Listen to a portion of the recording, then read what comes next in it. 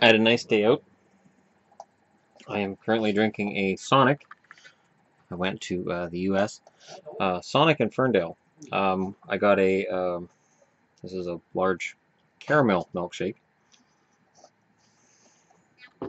which isn't a bad tasting beverage.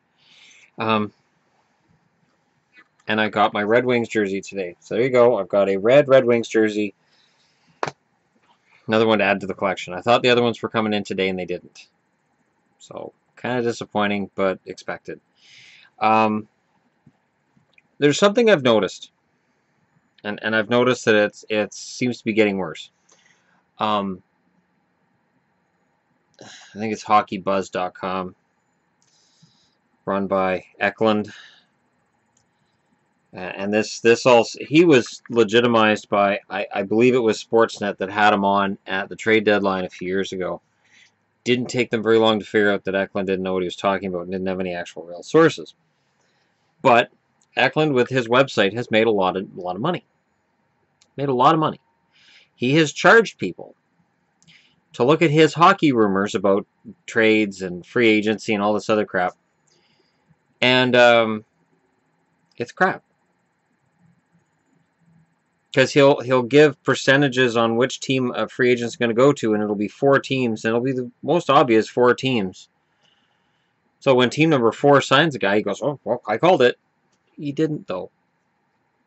So in light of that, it's like people said, "Oh, there's money to be made."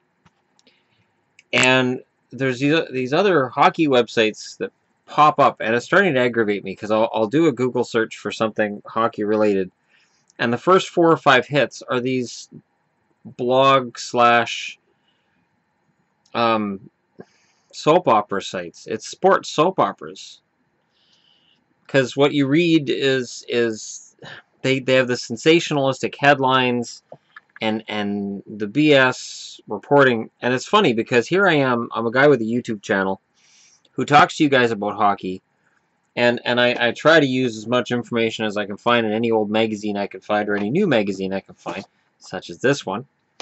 But I try to avoid, when I'm posting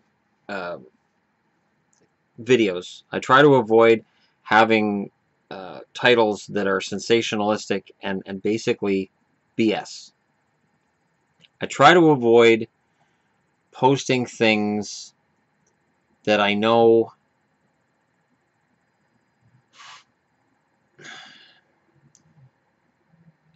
are being exaggerated.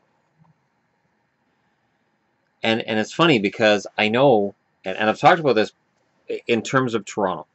If I wanted my channel to grow faster, I would just talk about the Maple Leafs, maybe talk about the Canucks, talk about Montreal, talk about the Canadian teams, and I would likely have got to the point my channel's at quicker.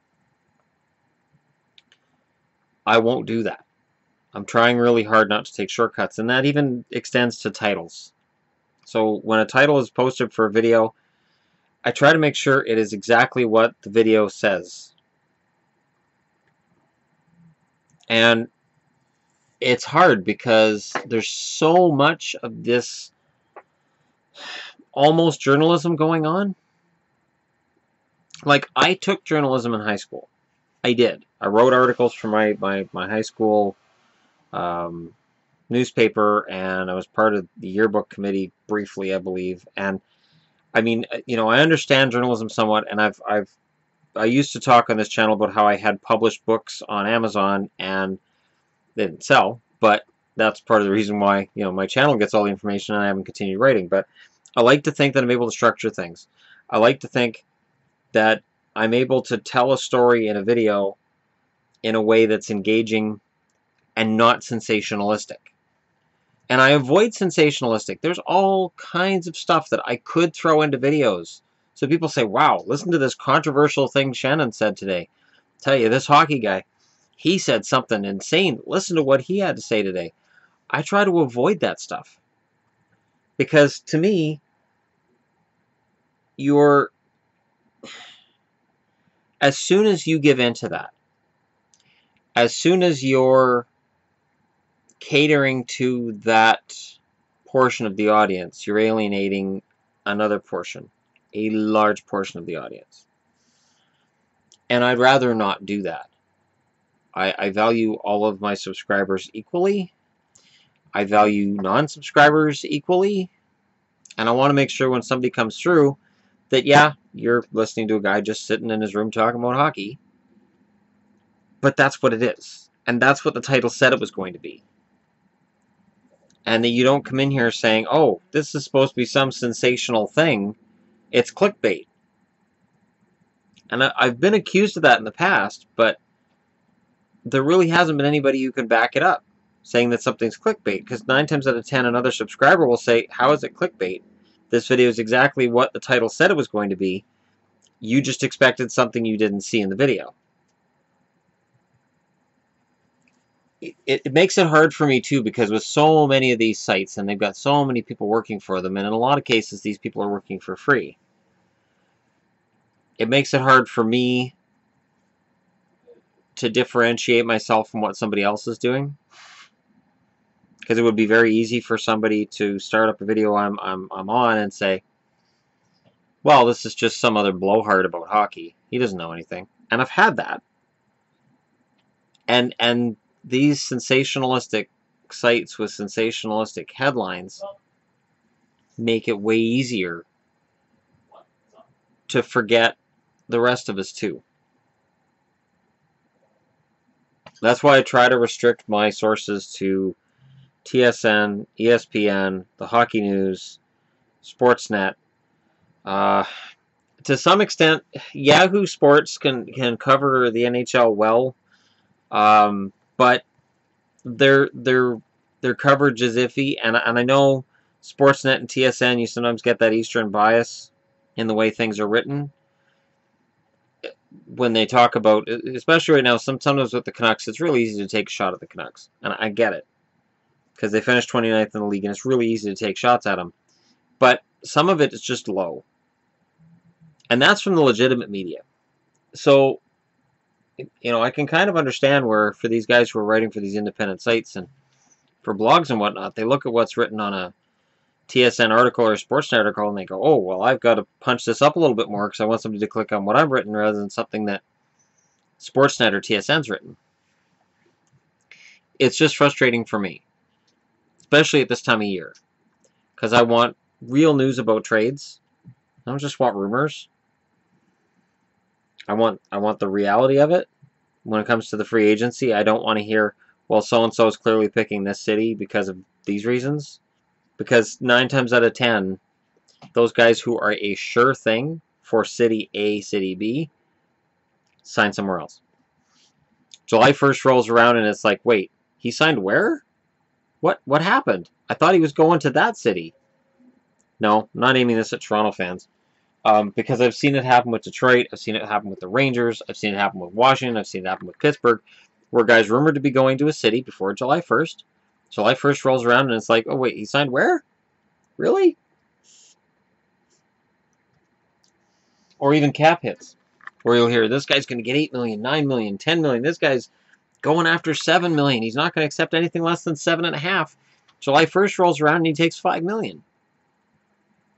And it just, because those sites are seemingly willing to say whatever they have to get those clicks, it makes it harder for me to sift through all the stuff to bring you guys videos that don't have that stuff in them. It's easy to get sucked in. It is. And I know as a wrestling fan, it's easy to get sucked into that too. That's why for wrestling news, I just go to Lords of Pain and I just ignore all the rest. And I know Lords of Pain steals their headlines from other websites. I don't care. There's one gossip site I allow myself, and that's it. And for hockey, I don't even allow myself that. Part of the reason that I've been, and today it auto-renewed, I've had a website in the making for the Hockey Guy. Part of the reason that I want to have this is so that when I make these videos, they're all organized on said website. And then we can have some kind of a blog system going too, so that we can sort of pull apart the rumors and crap from what's actually going on. You know, There's all kinds of rumors out there right now. It would be great to be able to go to a site that's not necessarily TSN or Sportsnet and doesn't automatically roll videos, where you can just say, all right, here's what's going on. Here's what's being rumored by these sites, which we don't use as official sources, and let's just discuss how realistic this is. I don't think there would be anything wrong with us having some kind of a forum where we can discuss what seems realistic and what doesn't, among the rumors and among what people are saying.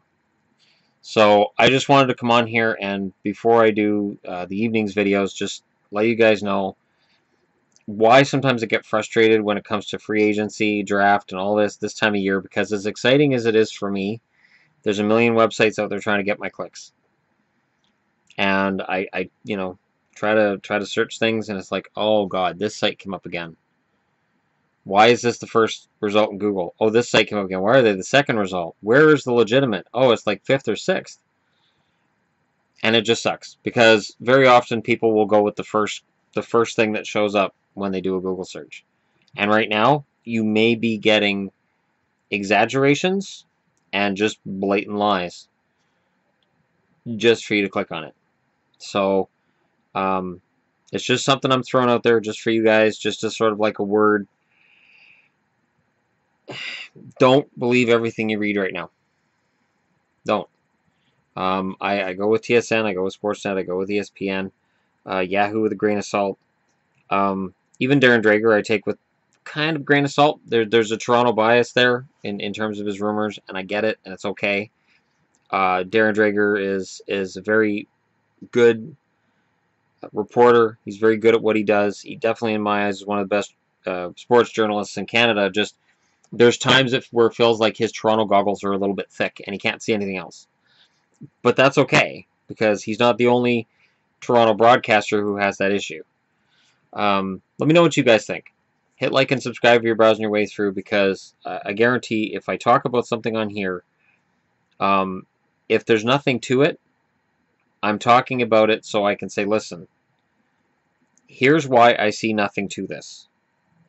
I'll provide you with the sources that have been provided via Google or whatever, and I'll do my best to converse with you guys then in the comments about stuff that's being said and why I just don't believe it. And again, it's my opinion. The difference between what you get here and what you're going to get there, I admit it's my opinion. I admit I could be completely wrong. A lot of those guys who want your clicks, and they get all those pop-ups and all this, oh, if you accidentally click on that pop-up, they just made money. And not necessarily the writer, the administrator of the website. The writers on these sites often don't get paid at all. They may get promises of being paid later, but they won't get paid at all a lot of the time, which I think is just awful to start with. But yeah, let me know what you guys think, and hopefully, if not this weekend, then after I'm done with this week at work, I have 2 more weeks off, and I will definitely have the time. We can get everything all set up and rolling, and we can sort of dispel all of the gossip and pull it away from the facts, and then come up with something in between. And I view it this way. Last summer I started this channel as a hockey channel, and it grew and it grew, and now it's up to 6,500 subscribers, and it's still growing. I want a website that's going to do the same thing. That's just going to be small, nobody pays any attention, and people are going to be messaging me and going, why don't you just make it part of your Facebook page? Because Facebook is useless. I use Facebook, yes. I use Facebook. I have a Hockey Guy page on Facebook. I shamelessly promote it in the description of every video, because it's part of doing business online now.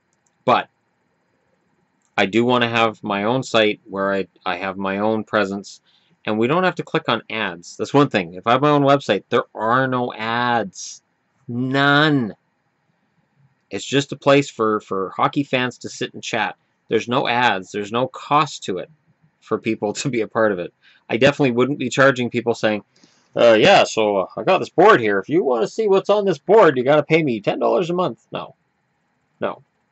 Absolutely not.